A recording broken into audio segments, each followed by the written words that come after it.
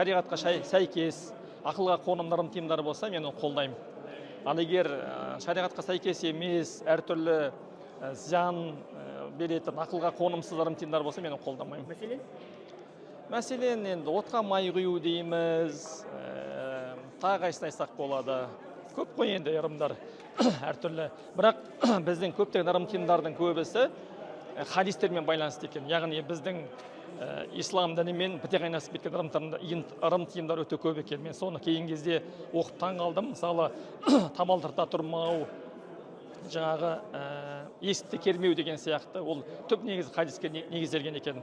Әруаққа арнап дейді, иіс шығарамыз дейді, бейсенбі күні. Және де әруаққа арнап мал соямыз дейді. Ал бұл мал харам болады, мұсылмандыққа салатын болсақ. Мұсылмандар тек қана Аллах разылығы үшін сояды малды. Және де шелпекті де тек қана жеу үшін пісіреді, және де садақа үшін пісірген бұрын. Зекет ретінде таратып берген ақшаның орнына.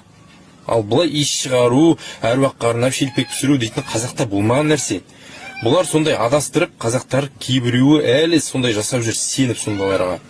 Білместіктен жасап жүр деп ойлаймын, сондықтан осындайларына сақ болыңыз, жіберіп қойыңыз жақындарыңызға, үйдегілерге осындай нәрселерді иіс шығару дейтін нәрселер жасамасын мүлдем. Себебі бұл діннен шығарады.